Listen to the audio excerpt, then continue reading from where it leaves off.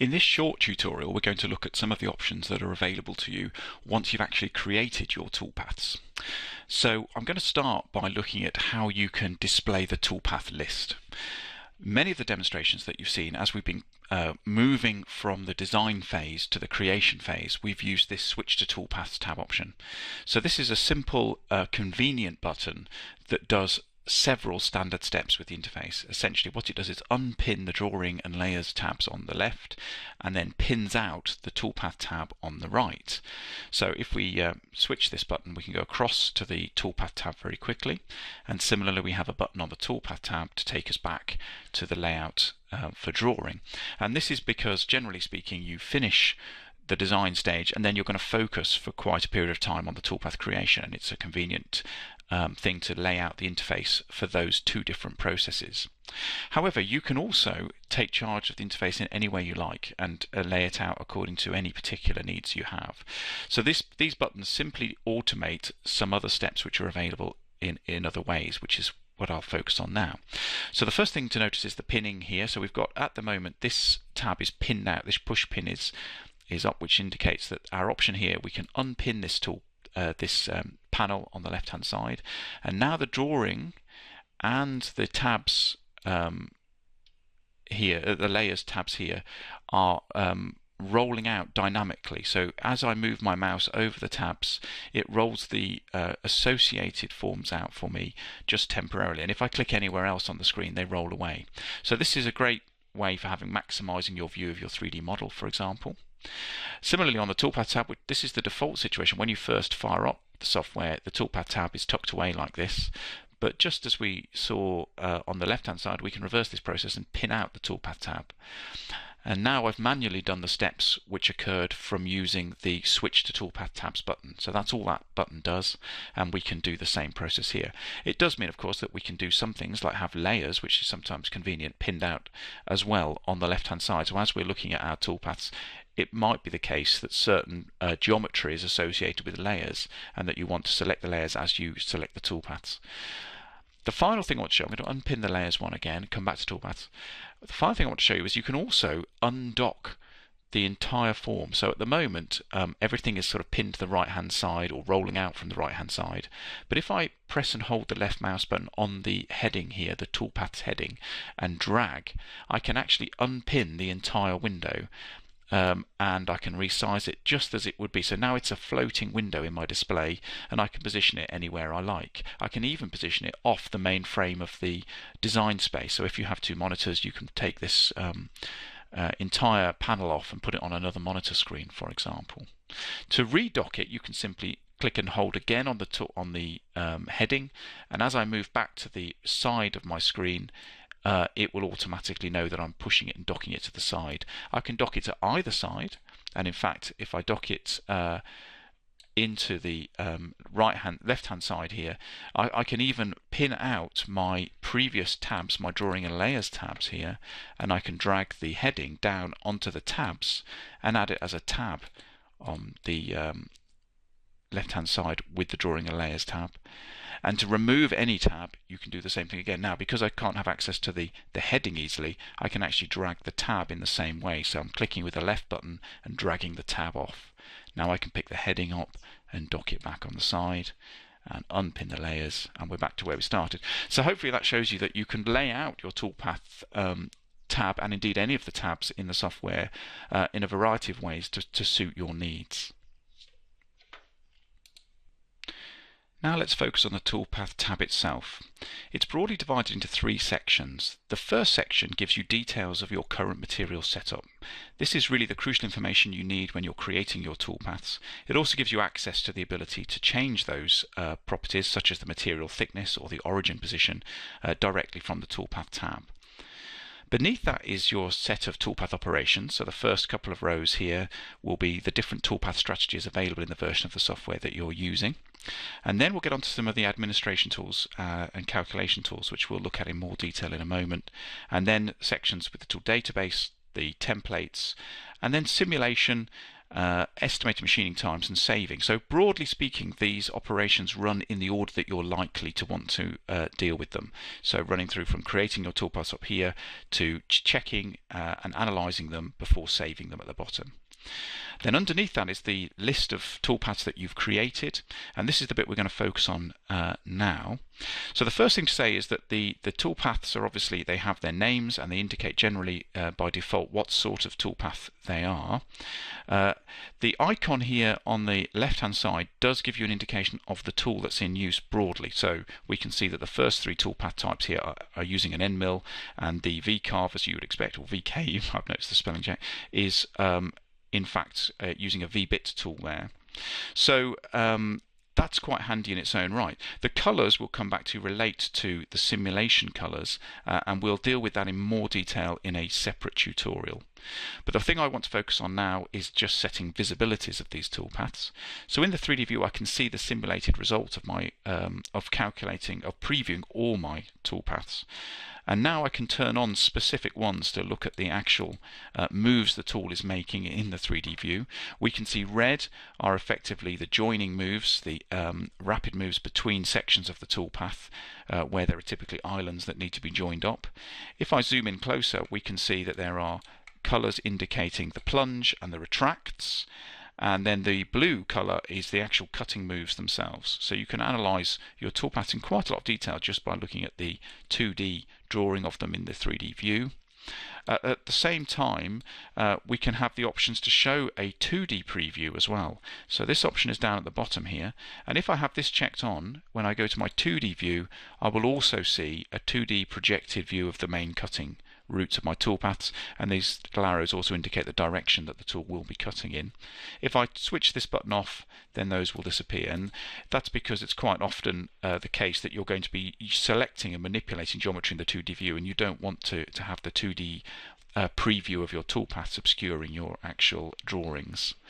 So that's an option there. I'm going to leave it ticked on for the moment. So we'll come back now to the 3D view and focus on that for a second.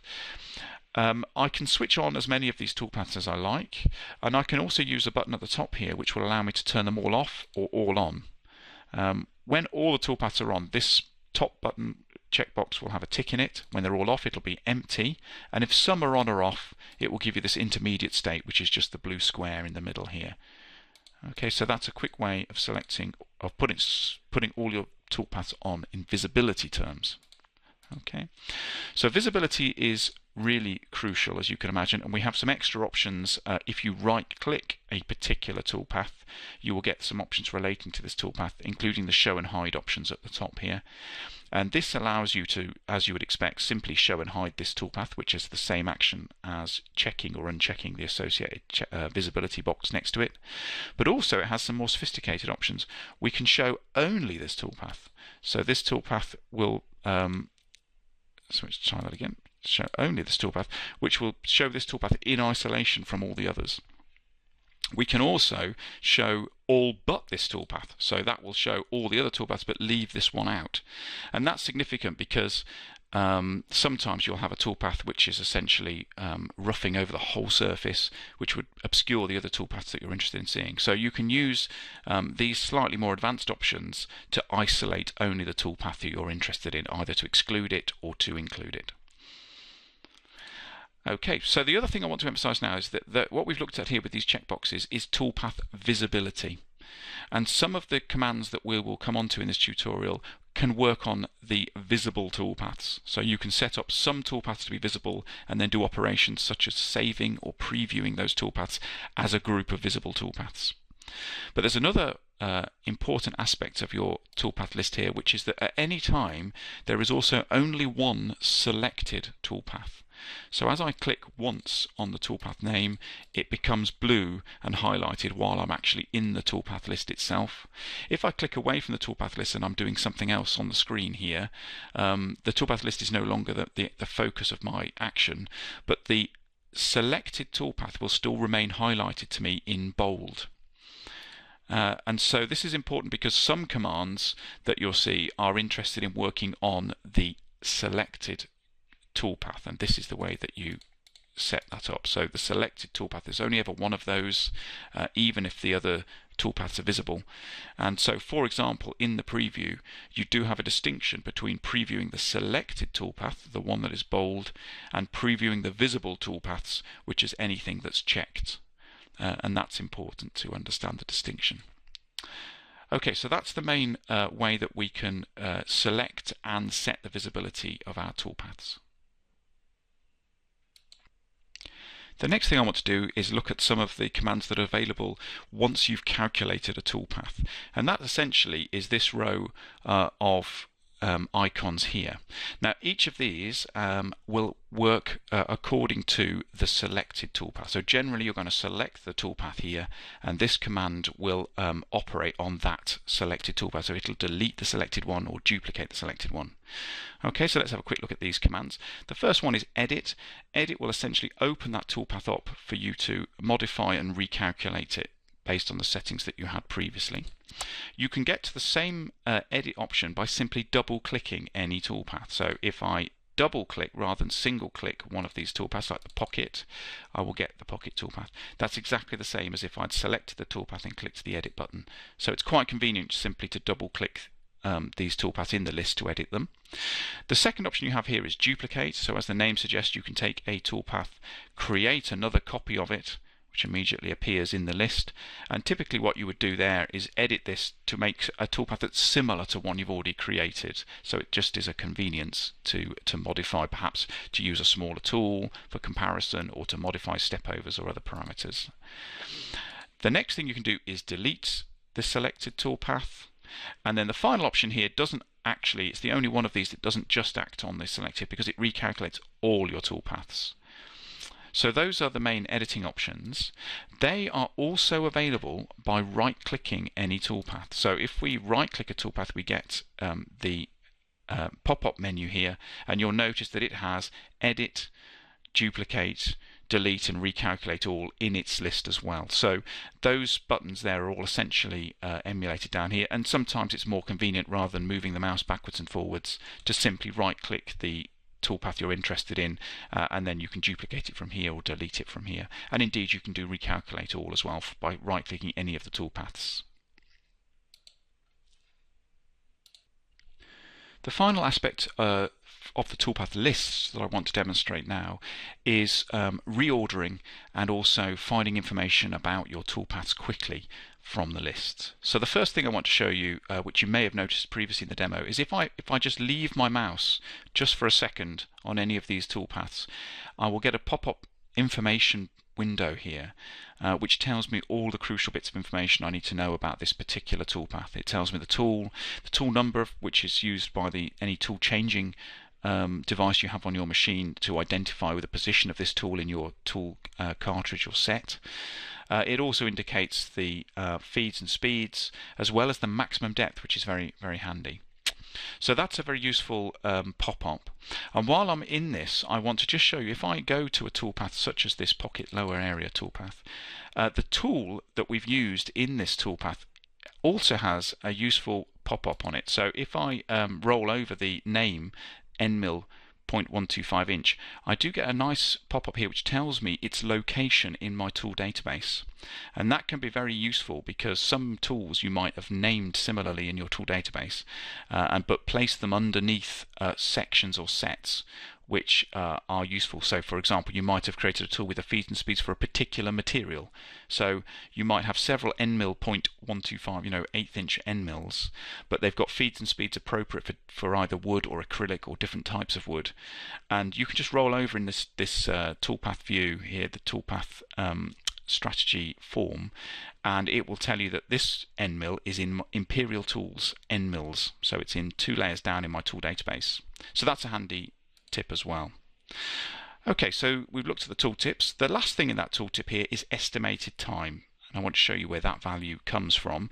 The estimated time is obviously indicating how long roughly we think this toolpath will take to machine, and that leads us on to this summary of toolpaths form here. When I click the summary form, we get all the same toolpaths that we had in our list. We've got the same pop-ups on it as well, so we can analyze this. But crucially, it's focusing now on the total machining time. So it sums up all of the estimated machining time for the different toolpaths we've created and gives us an indication here of nearly 3 hours to machine all of these toolpaths. So how do we go about modifying this? Well, what we can do is firstly, we've got two values here which are going to vary our estimate. The first is the rapid rate to join up the toolpath. So obviously each toolpath, as we can see here when they're all visible, needs to generally, we're either going to come back to the origin between toolpaths, or we're going to connect up the different pocket parts of the toolpaths where there's isolated islands that need to be machined in sequence as part of a toolpath. And the issue here is that your different machines will be able to move at different rates between these sections of your toolpaths. And so this value here determines, in this case, we've got 100 millimeters per second. We can obviously set the different units here depending on your preference. But you set this value up here, and this will determine in the estimation calculation how much time we allow for these joining up moves. And then the scale factor here is really just to help you with other difficult to predict aspects to do with your machine. So, for example, you might have feeds and speeds which your machine struggles to maintain or keep up with. What we tend to find is that over the course of any moderately complicated set of toolpaths, these things will even out. And what you'll find is when you compare the estimated machining time provided by the software with the actual machining time on your machine, that there is probably a constant multiplier, a constant factor that you can apply which will correct this, and this factor will be entirely down to your machine and setup, and you'll need to experiment with a few toolpaths before you get a scale factor which starts to give you more accurate machining time estimates here, but it's just convenience for you so that you can apply that once you start to get a feel for what it is, and then the estimates will get more accurate for your particular machine and setup.